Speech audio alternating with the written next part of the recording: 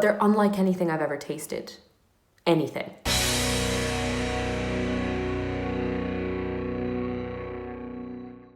Good afternoon, lords, ladies, peasants, workhorses, farmhouse mice, whoever else is watching. Welcome back to Maverick Baking and welcome back to another chocolate review. Today we're investigating a brand that I've had my beady little eye on for a number of months now. We're going to be talking about Domori. Having seen these bars before but never having had a chance or the time to get round to purchasing them, I was very happy to spy them in a little local bottega here in Italy. And today I'm going to be tasting these to let you know whether they are worth picking up. And because I never sell you guys short, we're going to be tasting 3 different flavours, all of which are equally and ridiculously tempting. We're going to be beginning with their chocolate with coconut milk, latte di cocco. We're going to be following that up with their pistachio, and then we're going to be digging into an Italian classic because literally every single Italian chocolate company has a version of this, their gianduia flavor.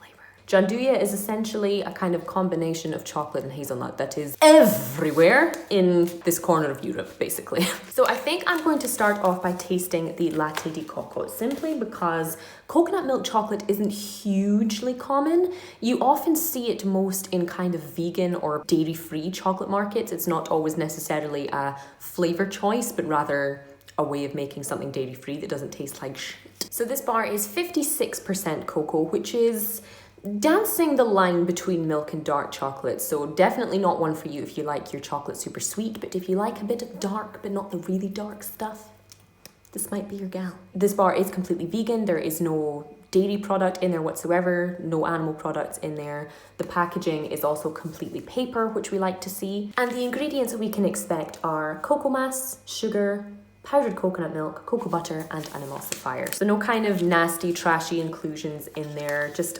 pretty straight up for a chocolate bar, especially for a vegan one, which normally includes all kinds of rice powder and palm oil and stuff like that to make it a bit more palatable. So I'm looking forward to tasting this. Potentially the classiest chocolate bar I've ever seen in my life. Coming out of this paper packaging, I hope this will reflect well, but you can see that they have branding on the bar there. Very low key. Very classy, very different. But let's see the freaking gorgeous snap. Let's see if this coconut milk chocolate is worth your money. Very interesting.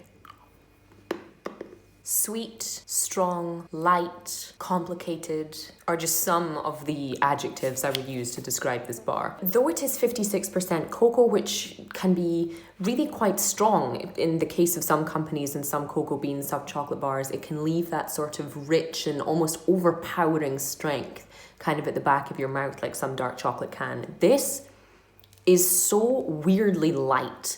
Now, on the front, I did note that it says the cocoa is lightly roasted, which, much like kind of the difference between a dark roast coffee and a light roast coffee, you can really detect the difference between how long and how you roast a cocoa bean, among other things. And this one, it's so noticeable because even though the chocolate has a real kind of aftertaste of richness, as you're eating it, it's almost as light as milk or white chocolate, just with none of the super sickly sweetness. It's really quite difficult to describe. The coconut milk is just ever so slightly there. It doesn't kind of offer any substantial creaminess or any kind of overwhelming coconut flavor that some coconutty chocolate bars can have, and it's a little bit soapy sometimes. This is not like that. It's subtle, it's light, and it doesn't taste as aggressive or as grim as many plant-based chocolate bars can. You really taste the cocoa, you taste the coconut. Very balanced, very pleasant. That's a solid 4 out of 5. Shall we move on to some nuttier flavors? I must apologize to anyone who isn't into nutty chocolate or anyone who has an allergy for, some of the recent bars we've reviewed on the channel. But in Southern Europe, nuts really are present in just about everything. Every sweet thing, every dessert, every chocolate bar, nuts are never far away, which I love, but I know that some people don't, so Sorry, I only eat the bars, I don't make them. So I think we're going to taste the gianduia bar next, which is just a classic among Italian flavors and becoming increasingly popular worldwide because it's just such a bloody good combination. This gianduia in particular shares the same kind of lightly roasted cocoa vibe, so it shouldn't be too strong, too bitter. The ingredients we can expect are sugar, hazelnuts, then cocoa butter, milk powder, and an emulsifier. So again, no flavorings in here, no syrups, no kind of natural or artificial stuff added to boost the hazelnut flavor, just straight up 20% hazelnut in here. There's a significantly larger amount of sugar in this bar than the previous one and significantly less cocoa, but that's quite common in gianduia because gianduia is honestly more of a truffle or fudge-like dessert in some instances than a chocolate bar itself. But let's open this one up and see what we're working with. Again, we have this supremely classy and minimalist chocolate bar, which I really, really like. Very subtle smell coming from it. I can't say that you detect any hazelnuts at all from the smell, really. There's a chocolatey smell, but it's nothing hyper nutty.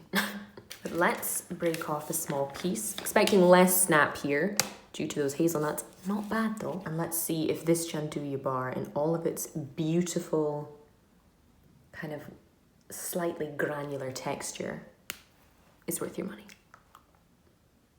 This is probably going to sound daft, but that is so light. It kind of feels like you're eating a chocolate mousse rather than a chocolate bar. Lovely and creamy, lovely and smooth in the texture and the flavor. The chocolate is like just there. The hazelnut is also just there. This very kind of subtle, nutty taste under the sweetness. It is very sweet, noticeably sweeter than the previous bar, but nowhere near as sweet as other gianduia bars I've tasted. When people combine chocolate and hazelnut, much like in things like Nutella or in the Novi bars or in the Venki bars or even in Lindt chocolate bars, it can often be hyper sweetened. This is kind of just at that limit between sweet and good. But truly, truly bizarre in its flavor. It's like you're eating a mousse or some gianduia flavored ice cream or some gianduia flavored whipped cream or frosting or something like that. The flavors are whispering in the back of your mouth without actually being there. It's really quite difficult to describe. I don't know if that's just down to the light roasting of the cocoa, if the nuts have also only been lightly roasted. I have no idea. But it's delicious. And even after eating, a decent sized chunk, I could eat that whole bar. And not just out of gluttony. Genuinely and truly unique. I'm not being paid to say this. One of the most unusual chocolate bars I've ever tasted, but also very, very enjoyable. I'll be happy to give this Domori bar another 4 out of 5. Finally, we get on to perhaps the most exotic of our flavors today, which is the pistachio. So this is white chocolate with whole roasted and salted pistachios. So rather than the nuts being incorporated into the actual bar like they were with the gianduia, this one just has some nice chunky bits in it basically. So their white chocolate bar begins again with sugar, followed by cocoa butter, 20% salted pistachios, milk powder, an emulsifier, and a little bit of vanilla. But again, lovely to see that there's no kind of vegetable oils, that there's no whey powder added. I just dropped a large piece on the floor. In British chocolate, the nuts are usually there just for texture, for a little bit of crunch and just a tiny, tiny bit of flavor. So to see whole ass nuts, not only roasted but salted, being included in a chocolate bar is truly something for me. Without smashing the rest of it all over the floor, this is what our white chocolate looks like. You can see, sorry, we have just one more absent piece here. You can see that we have big, big, generous pieces, if not whole, roasted pistachios in there. You can even tell by their color that they've been roasted nicely. The Domori logo is on there, it's just broken into a million pieces. That is my fault. But shall we see if this pistachio white chocolate is worth picking up? Again, interesting. This is definitely the boldest one so far. The white chocolate is as sweet as you would expect white chocolate to be, and the vanilla flavor with that milk powder really makes this taste kind of like a classy milky bar. And I do mean that as a compliment. Sometimes upmarket or like crafty white chocolate can be a bit too much cocoa butter and not enough actual flavor in it, which can often make things a little bit oily. This is almost childlike in its familiarity with the vanilla sweetness, like ice cream, like custard. And then they just throw some whole ass salted pistachios in there just to completely throw you off. And I love it. Are they salty? No. Do they have an aggressive flavor? No. Is it just enough texture, crunch, and savouriness to balance out that very dessert-like white chocolate? Maybe. Again, very, very subtle. Though the white chocolate does come across far more boldly than the other chocolates have, it's in sort of very good balance with the pistachios in there. Because the pistachios aren't too aggressive, it just makes this whole thing just like a nice mixture of textures and flavors. And I must admit, I thought I would be more mad about this one than the others. Not really. I think they're all on par, and I think they're all definitely intriguing. So I'm gonna have to throw this one another 4 out of 5. Potentially one of the most confusing but enjoyable experiences of the past week. Definitely worth picking up if you're a curious eater, if you love to taste new flavors, if you love to taste new chocolates. None of these are utterly groundbreaking in terms of flavor combinations, with the coconut milk, the hazelnut, the pistachio. But they're unlike anything I've ever tasted.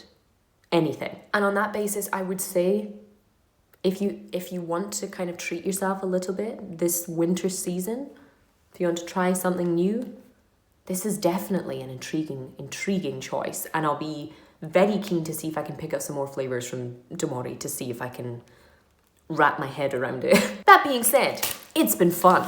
But I'm afraid that is all I have time for you today, my loves. I have a cup of tea screaming my name and lots of admin to procrastinate from doing this afternoon. So thank you as always for watching, and I will see you for the next one.